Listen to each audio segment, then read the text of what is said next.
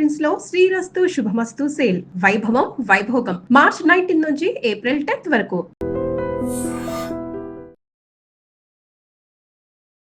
Welcome to I dream. నా పేరు లుంపిని. ఏంటి కూతురు విడాకులు అయితే ఇంట్లో ఏడుస్తూ కూర్చోవాలా?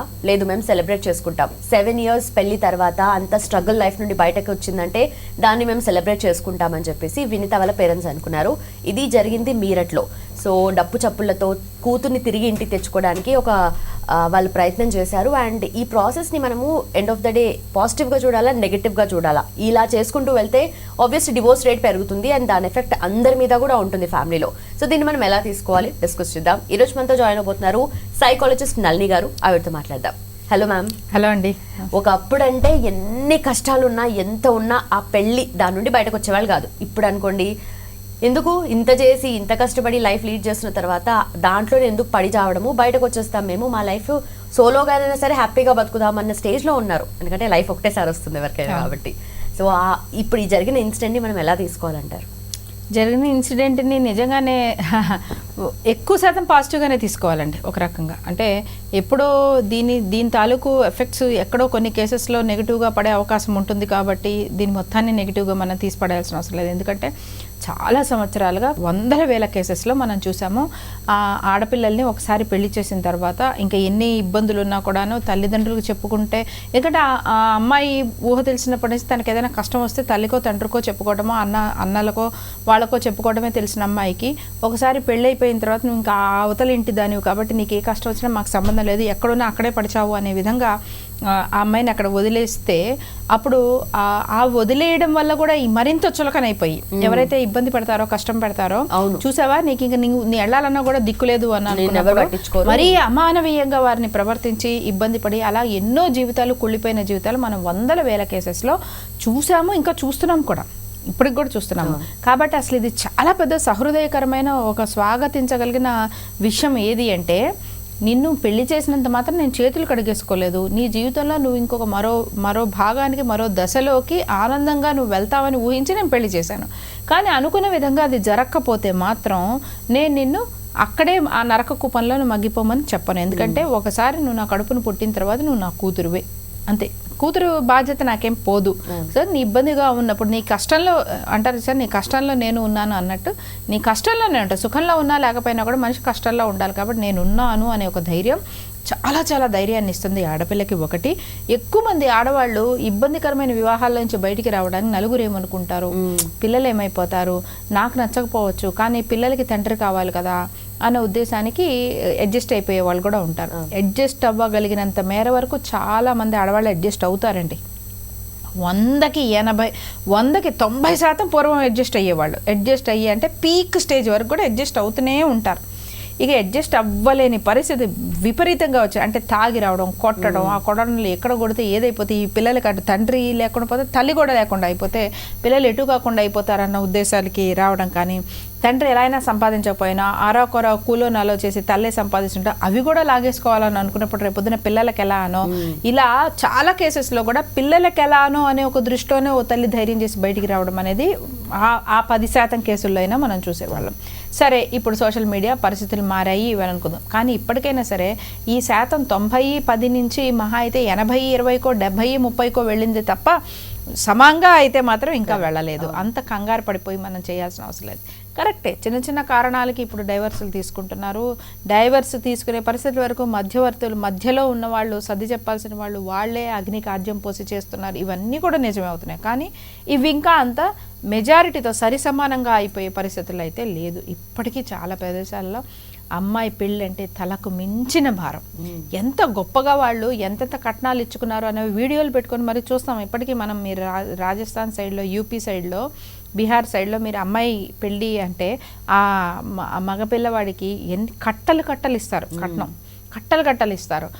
అందులో కూడా కొంత తక్కువైనా కూడా మళ్ళీ అబ్బాయి కాదని చెప్పేసి కొంత అమౌంట్ ఒకవేళ సర్దుబాటు అవ్వకపోతే కూడా వద్దని చెప్పేసి లేచి వెళ్ళిపోతున్న ఈ వీడియోలు ఇప్పటికీ చూస్తున్నాం. ఇది కట్నం తీసుకోవడం ఇవ్వడం రెండు చట్టపరంగా నేరం అని అందరికీ తెలిసిన సందర్భాల్లో కూడా ఇంత బాహాటంగా జరుగుతుంది అంటే బయటికి రాకుండా ఇంకెన్ని జరుగుతున్నాయో ఆలోచించండి. ఇప్పుడు అంత ఖర్చు పెట్టి ఒక అమ్మాయి పెళ్లి చేశారు, ఇంకా వెనకాల ఇంకా వేరే వాళ్ళు ఉన్నారని అనుకుందాం. ఆల్రెడీ ఈ చేసిన పెళ్లికి చేసిన అమ్మాయి తాలూకు అప్పులే ఇవే తీరకుండా ఉన్నప్పుడు ఆ అమ్మాయి ఇంకా అక్కడ విపరీతమైన కష్టంలో ఉంటే మళ్ళీ తెచ్చుకోవడానికి ఈ తండ్రికి అసలు ధైర్యం సరిపోవట్లేదు. ఎందుకంటే తిరిగి వచ్చేసింది అంటే తర్వాత పిల్లలకి ఆడపిల్లలకి పెళ్ళి అవ్వడం కష్టం అవుతుంది. ముందు దాన్ని అప్పే తీరలేదు, ఇంకా రెండో వాళ్ళకి నెక్స్ట్ రెడీ చేసుకోవాలి. ఈ ఫస్ట్ దాన్నే ఇంకా తిరిగి తెచ్చుకోవడంలో చేసుకోలేమని కూడా ఇప్పటికీ చాలామంది అక్కడ విపరీతమైన జంకులో ఉంటారన్నమాట. అంటే ఏదున్నా నువ్వు అక్కడే నీ కర్మ అంతే, ఇంకా పెళ్ళిళ్ళని భగవంతుడే నిర్ణయిస్తాడు, 7 జన్మల బంధం అది, ఎప్పుడో నీ పాపం మరోలా తగులుతోంది, ఇలా తత్వం అని చెప్పేసి అమ్మాయిని అక్కడే ఉండు అంటారు.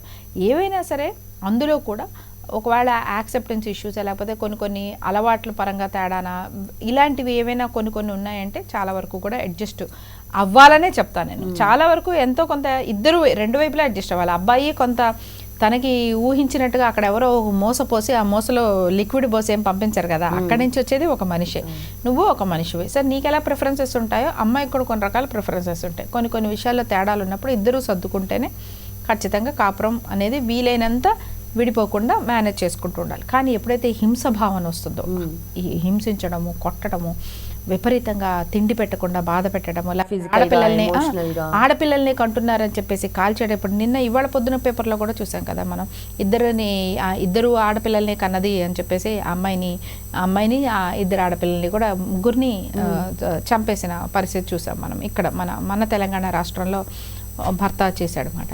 సో ఇప్పటికీ అలాంటి భావజాలాలు ఉన్నాయి కదా.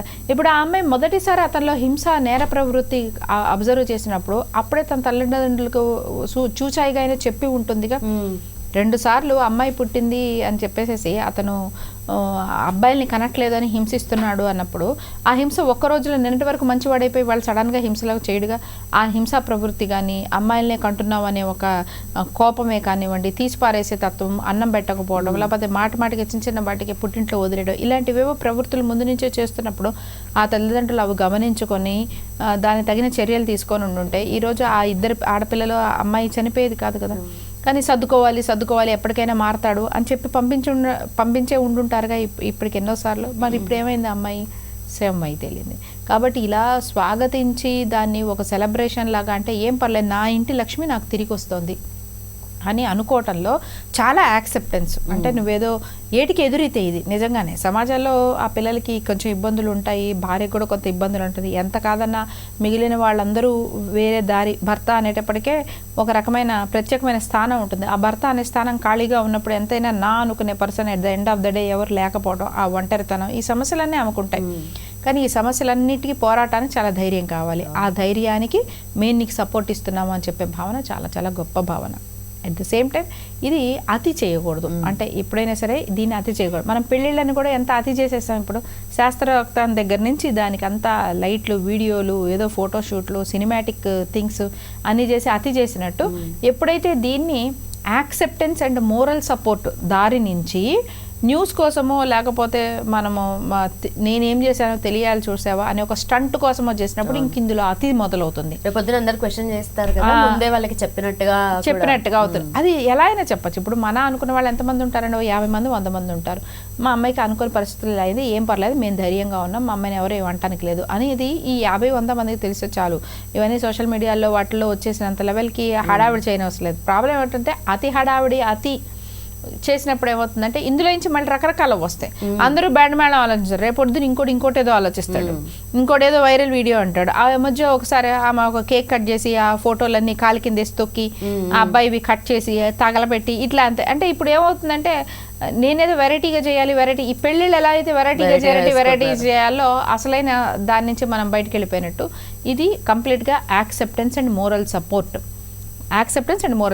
అదే పాయింట్ మీద ఉండగలిగినంత వరకు ఉంటే మిగిలిన వాళ్ళకు కూడా ఇన్స్పిరేషన్గా ఉంటుంది, ధైర్యంగా ఉంటుంది. ఓకే, మన అమ్మాయి ఇలా ఇబ్బంది పడుతుంటే మనం ఆదుకోవాలి అని ఒక భావన చెప్పినట్టు ఉంటుంది. అలా కాకుండా దాన్ని ఇంకొక రాగా స్టంట్ చేయాలి, డిఫరెంట్గా చేయాలనే ఆలోచనలోకి వచ్చిందంటే మాత్రం అది కూడా జుగుప్సగా అయిపోతుంది. కొంతకాలం జుగుప్స వచ్చేస్తుంది, ఏమిటిది చిల్లగా అసహ్యంగా. ఎందుకంటే ఎప్పటికైనా పెళ్ళి అనేది పాజిటివే, విడాకులు అనేది నెగిటివ్ థింగే. ఎప్పటికైనా అది బాధాకరమైన విషయం. నువ్వు బాధని కూడా నువ్వు ఎంతవరకు సెలబ్రేట్ చేసుకుంటావు అనేది ఒక మాదిరి వరకు ఒక పద్ధతి వరకు ఉండటం అనేది మళ్ళీ అది చెప్తాను, యాక్సెప్టెన్స్ అండ్ మోరల్ సపోర్ట్.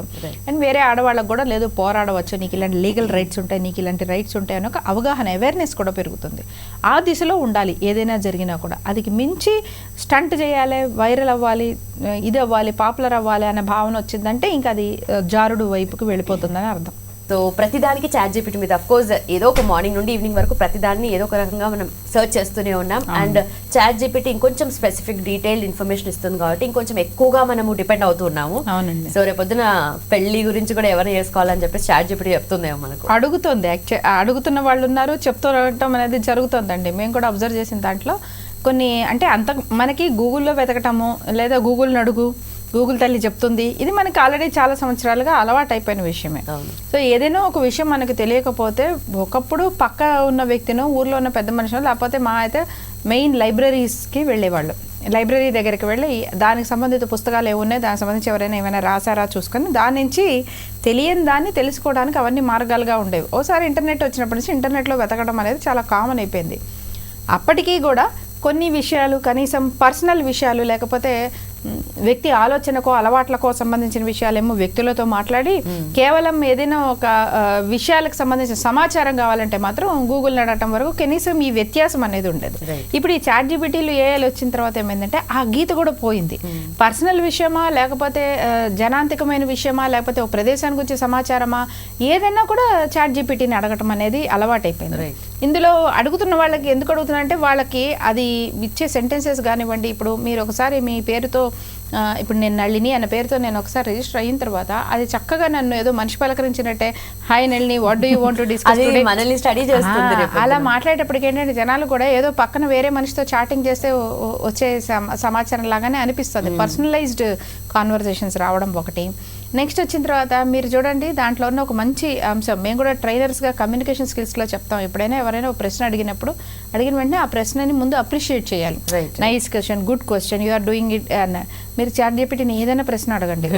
ఇప్పుడు ఒకవేళ మీరుగానే నేను ఇవాళ ఒక పర్సన్ని ఇంటర్వ్యూ చేయాలనుకుంటున్నాను, ఏమేమి టాపిక్స్ చేస్తే బాగుంటుంది అని అడగారు అనుకోండి, very good, that's a very right approach అని చెప్పి అలా ఫస్ట్ మిమ్మల్ని అప్రిషియేట్ చేస్తాను.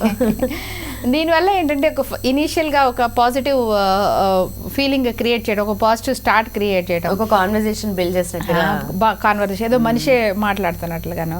అంతకుముందు కూడా గూగుల్లో ఇలా వెతికినా కూడా అదే మీకు పర్సనలైజ్డ్గా ఇవ్వదు మాట, డైరెక్ట్గా ఇస్తుంది.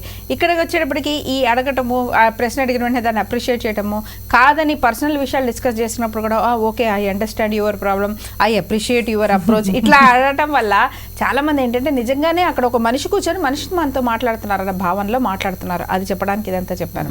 అంటే మనం అడుగుతుంది ఒక కంప్యూటర్ను ఒక సమగ్రమైన సేకరణ అంతే కదా, సమాచార సేకరణే కదా ఒక రకంగా సెర్చ్ ఇంజిన్ అంటే. దాంతో మాట్లాడుతున్నాం అన్నది మర్చిపోయి అది మాట్లాడే పద్ధతిలో ఏమవుతుందంటే దాని నుంచి వచ్చే రెస్పాన్సెస్ పద్ధతులు నిజంగానే మనిషితోనే మాట్లాడుతున్నాం అన్న భావనలో చాలా పర్సనల్ విషయాలు కూడా డిస్కస్ చేయడం జరుగుతుంది. మేము కూడా అబ్జర్వ్ చేసాం. అంతమంది కౌన్సిలింగ్ లేకపోతే సలహా అడగాలన్న అనుకునే వాటికి కూడా ఈ కౌన్సిలింగ్స్ కూడా ChatGPT చేసేస్తుంది. I'm feeling depressed, I'm feeling very angry, or my friend did not talk to me, what do you think I have to do, ఇలాంటి ప్రశ్నలు కూడా పిల్లలు దాన్ని అడిగేయటం, అది దాని ప్రకారంగా కావాల్సిన సమాధానాలు చెప్పేయడం. దాంతో వీళ్ళకి ఏంటంటే వాళ్ళ సమస్యలు మళ్ళీ ఒక వ్యక్తితో మాట్లాడి వాళ్ళ ప్రైవసీకి భంగం కాకుండా అన్ని దీంట్లోనే అడిగేసినట్టు అవుతుంది. కానీ దీన్ని అదర్ సైడ్ మనం అదర్ సైడ్ చూస్తే సూసైడ్ ఎలా చేసుకోవాలనో పిల్లాడు అడిగితే సూసైడ్ ఎలా చేసుకోవాలో కూడా అన్ని విధానాలు ఇచ్చి దాన్ని ఫాలో అయ్యి అతను సూసైడ్ చేసుకోవడం కూడా మనం ఈ ChatGPT ఇంట్రొడ్యూస్ అయిన కొత్తలోనే చూసాం మనం ఆ కేసు. నిజంగానే అలా అంటే మీరు ఏ డైరెక్షన్లో అడిగితే అది ఆ డైరెక్షన్లో సమాధానం చెప్తుంది. అది మనం గుర్తుపెట్టుకోవాల్సిన విషయం. ఇప్పుడు మీ ఫ్రెండ్తో మీకు పోట్లాట అయ్యింది అనేదో అన్నారు, ఎందువల్ల అనేది కారణాలకి నా ఫ్రెండ్ నన్ను వాల్యూ ఇవ్వడం లేదు ఇట్లా అనేది చెప్పారు అనుకోండి, మీరు ఏ డైరెక్షన్లో తీసుకెళ్తే కాన్వర్జేషన్ అది కూడా మిమ్మల్ని అదే డైరెక్షన్లో తీసుకెళ్తుంది. అదే వ్యక్తితో మాట్లాడితే మీకు విలువలు చెప్తారు, కాస్త మీ అదర్ సైడ్ చెప్తారు, లేకపోతే ఫ్యూచర్లో దానివల్ల వచ్చే ప్రాబ్లమ్స్ లాగా ఏమైనా చెప్తారు, కొంచెం వీడు సర్దుకోగలిగింది కొంచెం వాళ్ళ వైపు నుంచి మార్చుకోగలిగింది అన్నట్టు రెండు రకాలుగా చెప్తారు. ఇది అవి చేయవుగా. ఈ డిఫరెన్స్ జనాలు గమనించట్లేదు. డేటింగ్ యాప్స్ అసలు ఆల్రెడీ పార్ట్నర్ని రకరకాల డేటింగ్ యాప్స్లో ఆన్లైన్ యాప్స్లో వెతుక్కోవడం అనేది ఆల్రెడీ అలవాటు అయిపోయింది మన యువతకి చాలామందికి. ఇంకా మళ్ళీ నాకు ఎలాంటి పర్సన్ కావాలి అనేది కూడా ChatGPT డిస్కస్ చేసి వీళ్ళ కొన్ని క్వాలిటీస్ చెప్తారన్నమాట. నేను ఇలాంటి పర్సన్ని, నా ఇంట్రెస్ట్లు ఇలాంటివి, ఇప్పుడు నేను ఎలాంటి వ్యక్తిని వెతుక్కోవాలి అని అడిగితే అది కొన్ని క్వాలిటీస్ చెప్తే, ఈ డేటింగ్ యాప్స్లో వాళ్ళు బేసిక్గా ప్రొఫైల్ క్రియేట్ చేసేటప్పుడు కొన్ని బయోస్లో వాళ్ళు కొన్ని రాస్తారు కదా వాళ్ళ ఇంట్రెస్ట్లు కానీ వాళ్ళ ఇవి కానీ, వీళ్ళు ఈ ChatGPT ఇచ్చిన ప్రాంప్ట్స్ని ఆ బయోలో ఉన్న వాటితో మ్యాచ్ చేసుకొని ఇది నా కరెక్ట్ సోల్మేట్, ఇది నేను వెతుకుతున్న పర్సన్ అని చెప్పి వెతుక్కోవడం అనేది జరుగుతుంది. చూస్తున్నాం మనం ఇది. ఇంకా ఇది నథింగ్ బట్ ఏదో మ్యాచ్ మేకింగ్ నార్మల్గా సైట్స్కి వెళ్ళి కూడా ఇదే అన్నీ చేసేస్తుందండి. ప్రాబ్లం ఏంటంటే అన్నీ చేస్తుంది. దీనివల్ల కొన్ని అనవసరమైన విషయాలు కూడా మేము చూస్తున్నాం. అంటే ChatGPT నుంచి ఫొటోస్ క్రియేట్ చేయడం కానివ్వండి, AI నుంచి ఫొటోస్ క్రియేట్ చేయడం కానివ్వండి. ఇప్పుడు అంతకుముందు ఇప్పుడు ఉమెన్గా చాలామంది ఇప్పటికే ఈ కొంచెం సమయంలోనే ఉమెన్ చాలామంది ఇబ్బందులు క్రియేట్ అయినవి కనిపిస్తున్నాయి. అంటే మీది ఎక్కడి నుంచైనా ఏ ఫోటో అయినా తీసుకోవచ్చు కదా, ఆ ఫోటో నుంచి వాళ్ళు ఆ ఫోటో అప్లోడ్ చేసేసి AIని అడిగి ఫలానా ఇన్ఫర్మేషన్ ప్రాంప్ట్స్ ఇచ్చేసారంటే అది ఎలాంటి ఫోటో అయినా అది క్రియేట్ చేసి ఇస్తుంది. అవి పంపించడం, ఒక రకంగా ఇన్బాక్స్లో మాటిమాటికి అలాంటివన్నీ పంపించి డిస్టర్బ్ చేయటము, లేకపోతే సంబంధం లేని ఎవరో పర్సన్ ఉన్న అంతకుముందు కాల్స్ టెక్స్ట్ మెసేజెస్తోనే ఆడవాళ్ళని కొంచెం డిస్టర్బ్ చేసేవాళ్ళు. ఇప్పుడు కొత్తగా ఇలా ఫోటోలు క్రియేట్ చేసేసి అవి వేయడం. మరి ఫోటో అనేటప్పటికి ఎవరికైనా భయం వేస్తుంది కదా, ఈ ఫోటో ఎక్కడెక్కడ ఫార్వర్డ్ అవుతుందో, ఎక్కడెక్కడ అవుతుందో అని. ఇది మనం మంచిగా వాడుకోవాల్సిన దాన్ని మనం ఎప్పుడైనా సరే ఒక మంచిగా నిప్పు అనేదాన్ని వెలుగు కోసం వాడుకోవాలి, లేకపోతే ఆహారం వండుకోవడం కోసం వాడుకోవాలి. తగలబెట్టుకోవడానికి వాడుకుంటే అది నిప్పు తప్పు కాదు కదా, వాడుకునే మనకు ఉండాలి ఆ ఇంగితం. సో ChatGPT అనేది నిజంగానే చాలా పనులని సులభం చేస్తుంది. మీరు 10 పుస్తకాలు చదివితే వచ్చే ఇన్ఫర్మేషన్ మీరు కరెక్ట్గా నాకు ఈ విషయం ఇలాంటి కాంటెక్స్ట్లో ఇంత సమయంలో నేను ఫలానా చోట మాట్లాడటానికి నాకు కావాలి అంటే కూడాను మీకు చక్కటి ఇన్ఫర్మేషన్ సమ్మరైజ్ చేసేసి మీకు సెన్సైజ్ చేసి ఇచ్చేస్తుంది. ఈవెన్ మీరు ఇన్పుట్స్ ఇచ్చేటప్పుడు కూడాను మీరు నేపథ్యం కూడా డిసైడ్ చేయొచ్చు. అంటే మిడిల్ ఏజ్ పీపుల్కి ఇది, లేదా చిన్నపిల్లలకి, లేకపోతే ఇండియన్ ఆడియన్స్కి, లేకపోతే అమెరికన్ ఆడియన్స్కి, లేదా ఇంగ్లీష్ స్పీకింగ్ ఆడియన్స్కి, నార్త్ ఇండియన్కి, అలా అంటే ఆ బేసిక్ దాని దగ్గర ఉన్న ఇన్ఫర్మేషన్ తాలూకు దాంతో కస్టమైజ్ చేసి కూడా ఇస్తుంది. చాలా మంచి విషయాలు చాలా దాన్ని వాడుకోగలిగిన దాన్ని మనం అనవసరమైన ఈ పనికిమాలిన వాటన్నిటి ఇప్పుడు కాదు తేడా వచ్చింది. ChatGPT సమాధానం చెప్తుంది, you suggested me so and so person but now all this person is not suitable, what should I do ChatGPT అంటే ఏమైనా చెప్తుంది, అదే బాధ్యత తీసుకుంటుందా? బట్ ఇంత ఓవర్గా మనము ఎక్కువ డిపెండ్ అయిపోతున్నాం కదా, ఆల్రెడీ సగం టైం కన్నా ఎక్కువనే ఫోన్ మీద ఉంటున్నాము. దాంట్లో కూడా ప్రతి చిన్న విషయానికి మన బ్రెయిన్ పనిచేయాల్సింది ఎందుకులే అని చెప్పేసి ChatGPTని వాడుతున్నాం. అంటే బ్రెయిన్ ఫంక్షనింగ్ మనకి అంటే ఫ్యూచర్లో ఎంత ఎఫెక్ట్ అవుతుంది ఉంటుందండి, గ్యారంటీగా ఎఫెక్ట్ ఉంటుంది. ఎందుకంటే చాలామంది వాదించవచ్చు ఏముంది నా పని సులువు అవటం కోసమే చేస్తున్నాం కదా, కాదండి. ఎంత కాదన్నా కొంత క్రియేటివిటీ కానీ, కొంత విశ్లేషణాత్మక నైపుణ్యాలు కానివ్వండి, లేకపోతే 10 రకాలలో 10 దృష్టి కోణాలలో ఆలోచించగలిగిన ఒక నిశిత దృష్టి ఏదైతే ఉంటుందో, మనిషి విడిగా ఉదాన్ని పట్టుకొని దాన్ని 10 రకాలుగా ఆలోచించడం చేసినప్పుడు వాళ్ళదైన తెలివితేటలకు సంబంధించిన నైపుణ్యాలు పెరుగుతాయి. మనం ఇవన్నీ మానేసి పూర్తిగా దాని మీద ఆధారపడి మనకు కావాల్సిన సమాచారానికి తగినట్లుగా ఆలోచన అదే చేస్తుంది, విశ్లేషణ అదే చేస్తుంది, సేకరణ అదే చేస్తుంది, అన్నీ చేస్తుంది అనుకొని మనం దాని మీద వదిలేసినప్పుడు మన మేధస్సు, అసలు మానవ మేధస్సు వీటన్నిటికంటే చాలా చాలా ఎక్కువ గొప్పది. అది మనం దాన్ని సేవకుడిలా వాడుకోవాలి తప్ప మనం బద్ధకంగా అంటే మన రీప్లేస్మెంట్గా వాడకూడదు. నాదైనా ఒక మేధస్సు ఉంది, నా మేధస్సుతో నేను కొన్ని నిర్ణయాలు తీసుకోవాలి, లేదా కొన్నిటిపైన నా విశ్లేషణ రావాలి, నాకు ఒక అర్థం కావాలి, నాకు ఒక సారాంశం కావాలి అని అనుకున్నా. అది ముందు నేను ఆలోచించుకోగలిగితేనే నా తెలివి చురుకు, నా బ్రెయిన్ చురుగ్గా పనిచేస్తుంది, నా తెలివితేటలు పెరుగుతాయి.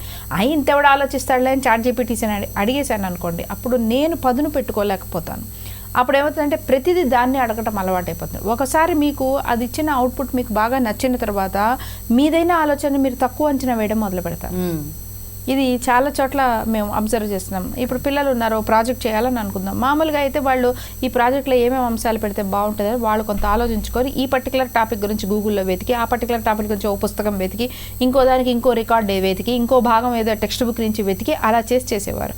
అప్పుడు వాళ్ళు చూడండి వనరుల్ని వెతుక్కోవడం అనే ఒక నైపుణ్యం వాళ్ళకి పెరుగుతుంది. రేపొద్దున ఇదే వాళ్ళ జీవితంలో కూడా ఉపయోగపడుతుంది. వాళ్ళకి ఏదో జీవితంలో ఎప్పుడైనా ఆర్థికంగా ఏదైనా ఒక అవసరం కావాలి, నా దగ్గర ఎన్ని రకాల వనరులు ఉన్నాయి, లేదా ఇంకోటి ఏదైనా సొంతంగా కంపెనీ పెట్టాలి, నేను ఎలాంటి వనరులు సేకరించుకోవాలి, ఈ ఆలోచన విధానం ఈ చేసే చిన్నప్పటి నుంచి చేసే పనుల దృష్టిలో నుంచి వస్తుంది. ఇది ఏమీ కాదు, అన్నీ ఎవరో రెడీమేడ్గా ఇచ్చేయడం అలవాటు అయిపోయింది అనమాట. రేపొద్దున వీళ్ళు సొంతంగా ఏదైనా స్టార్ట్ చేయాలన్నా కూడా దానికి కూడా ఓ పర్సన్ని పెట్టేసుకొని నువ్వంతా నాకు చేసి ఇవ్వు, నేను డబ్బులు ఇస్తాను అనే పరిస్థితికి అయిపోతారు తప్ప సొంతంగా ఆలోచించుకొని చేసుకోగలిగే కెపాసిటీ రాదు. సో ఈ ఖచ్చితంగా వాళ్ళలోనూ సృజనాత్మకత పోతుంది, సొంతంగా వాళ్ళ తెలివితేటలని పెంచుకోగలిగిన శక్తి పోతుంది. ఎందుకంటే తెలివితేటలు అనే నైపుణ్యాలు మాత్రం మనం విషయాలని ఎంచుకొని, సమస్యలను ఎంచుకొని, వాటి మార్గాల్ని, వాటి సమస్య పూరణల్ని మనం వెతుకుతుంటేనే మన తెలివి, అంటే కాగ్నిటివ్ బ్రెయిన్ అంటారు, అది డెవలప్ అవుతూ ఉంటుంది. దానికి మనం పని పెట్టాలి. అని పని పెట్టి మనం ఎంత పెంచుకుంటేనే మనం అంత ఇంటలెక్చువల్, మన ఐక్యూ కోషంట్ కూడా పెరుగుతూ ఉంటుంది. అది కాకుండా మనం పూర్తిగా వేరే దాని మీద ఆధారపడితే మాత్రం డిపెండెన్సీ పెరిగిపోయి మన ఐక్యూ తగ్గిపోతుంది. తద్వారా మనకేమవుతుందంటే అప్పుడు కావాల్సిన ఇన్ఫర్మేషన్ రానప్పుడు తొందరగా ఎమోషనల్గా కూడా డిస్టర్బ్ అయిపోతాం. ఈ రోజుల్లో మీరు పిల్లల్ని చూడండి, ఇంటర్నెట్ లేకపోతే విలవిల్లాడిపోతారు. మనం ఫోనే ఇప్పుడు మా జనరేషన్ అంటే ఫోనే మాకు 22 ఏళ్ళు 23 ఏళ్ళకి మా చేతికి ఫోన్ అనేది వచ్చింది. ఆ ముందు వరకు ఇంటర్నెట్ కాదు కదా, ఫోన్ కూడా లేదు మా చేతుల్లోకి. కానీ అన్ని పనులు ఎలా తెలుసుకొని కనుక్కొని చేయడం అనేది ఉన్నాం అనుకోండి. అప్పుడు కొంత పేషెన్స్, కొంత ఓపిక, కొంత వెయిట్ చేసే తత్వం, దారి తెలియకపోయినా మనం వెతుక్కుంటూ వెళ్ళడము, ఇలాంటివన్నీ అలవాటైన ఒక తరం అని అనుకుందాం. ఈ తర్వాత వాళ్ళకి ఇప్పుడు చూడండి మొబైల్ సిగ్నల్ లేకపోతే ఇబ్బంది పడిపోవడం. ఇప్పుడు పిల్లలు అయితే అసలు వైఫై, ఇంటర్నెట్ లేకపోతే ప్రపంచం లేనట్టే ఉంటుంది, ప్రపంచమే లేనట్టు. అసలు ఆ ఫోన్ ఉండి కూడా వైఫై లేకపోతే ఇంకా వేస్ట్ అయినట్టు, ఆ ఫోన్ ఎందుకు పనికిరాదు అన్నట్టు భావనలో. సో మీకు ఎంత డిపెండెన్సీ పెరుగుతుంటే ఆ సర్వీస్, ఆ ఫెసిలిటీ లేకపోతే అంత డిస్టర్బ్ కూడా అయిపోతారు, ఎమోషనల్గా డిస్టర్బ్ కూడా అయిపోతారు. సో బేసిక్ థింగ్స్ అది లేకుండా కూడా జీవితం గలపగలిగినా కూడా మనం దాని మీద ఆధారపడిపోవడం వల్ల అనవసరంగా డిస్టర్బ్ అయిపోవటం, అక్కడ ఏదో ఫెసిలిటీస్ లేదని ఫీల్ అయిపోవటం, వాళ్ళు ఏదో డౌన్ లెవెల్ డే వాళ్ళు లీడ్ చేస్తున్నట్టు బాధపడటం, ఇవన్నీ అనవసరమైన, అంటే ఇచ్చి సౌకర్యం అతిగా ఇచ్చి లేకపోవడం వల్ల మళ్ళీ మనం ఇబ్బంది పెట్టుకోవడం అవుతుంది. సో ఉన్న సౌకర్యాన్ని మరీ అవసరమైన పరిస్థితుల్లో వాడుకోవాలి, కానీ మన మేధస్సుని ఇబ్బంది పెట్టే మేరకు మనం దాని మీద డిపెండ్ అయితే అవ్వకూడదు అనేది మాత్రం గుర్తుపెట్టుకోవాలి. ఆ బ్యాలెన్స్ మనం ఎప్పుడు నేర్చుకోవాలి. Right ma'am, thank you so much. So chat జీపీటీని మనం అప్పుడప్పుడు ఏదైనా క్రూషియల్ టాస్క్ అయితే వాడచ్చు, కానీ మరీ చాట్ జీపీటీని మనం వాడేంత లెవెల్కి వెళ్ళిపోతే మాత్రం కాంప్లికేషన్స్ డెఫినెట్లీ ఫ్యూచర్లో మనకే ఉంటాయి. అండ్ మీరు ఎక్కువగా చాట్ జీపీటీ దేనికి యూజ్ చేస్తారు కింద కామెంట్ చేయండి. And for more videos, please subscribe to iDream channel. Subscribe to iDream Media. Please subscribe to iDream. Please subscribe to iDream. Please subscribe iDream. And please subscribe to iDream. For more videos, subscribe to iDream. please like, share and subscribe to the channel. Congratulations, iDream. Subscribe to iDream. Subscribe to iDream. So subscribe to iDream Media. iDream ki iDream team andarki huge congratulations. Please subscribe iDream Media. Please subscribe to iDream. Subscribe iDream. Please subscribe to iDream. iDream అంటే నా కళల channel subscribe చేసుకున్న నోరు తిరుగుతలేదు, మీరైతే గంట గుర్తు కొట్టండి. For more such videos, please subscribe to iDream. Subscribe to iDream. Please subscribe to iDream. Please subscribe iDream Media. Please do subscribe to iDream. Please subscribe to iDream Media. For best entertainment and information, please subscribe iDream. And don't forget to subscribe to iDream.